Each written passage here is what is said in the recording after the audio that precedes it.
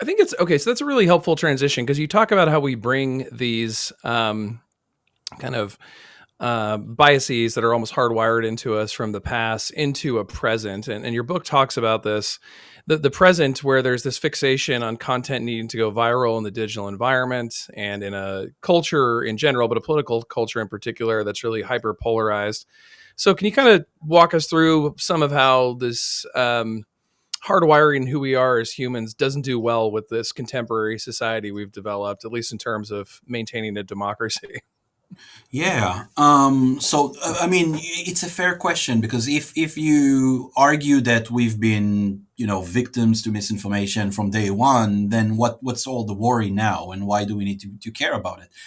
And the answer is that even though misinformation is nothing new, things have changed, and they changed dramatically. And I think that kind of brings us back to why 2016 was such a big deal for misinformation research and public attention. And that's the culmination of two processes that kind of changed our social lives and our kind of relationship with information.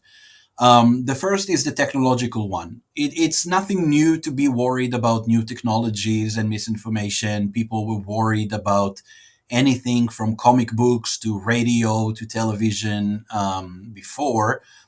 But that's not to say that the internet and social media and our phones didn't change anything.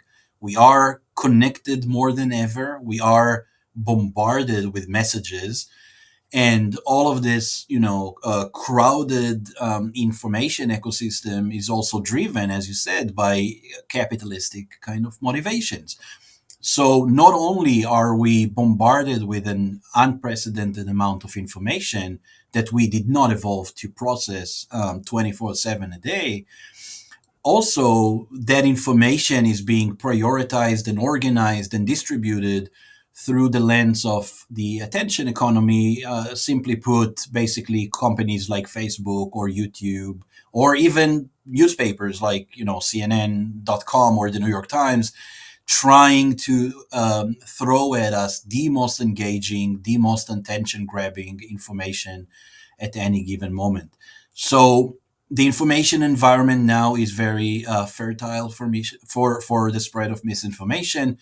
And the second process that is kind of worth mentioning is that the political landscape has changed a lot.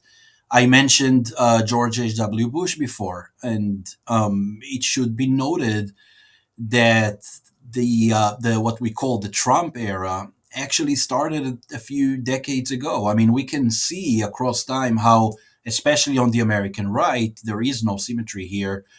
How relationship with the truth, how the centrality of evidence and facts began to deteriorate over time across a lot of kind of areas of life. But prime among them, I think, is science. I mean, one of the worrisome things of our moment, most worrisome, is the polarization of science in a way that makes conservatives and Republicans way more susceptible to misinformation that is not in line with the scientific consensus. It's not because conservatives are not as smart or not as capable, and it's not because liberals are not capable of falling for misinformation. Of course they are.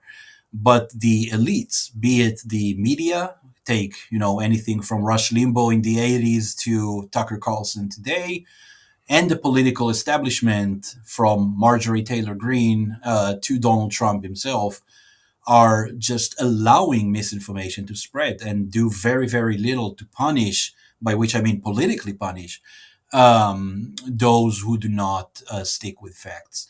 So if you take these two, you take the political and the information environment together, they are very potent combination for the spread of misinformation.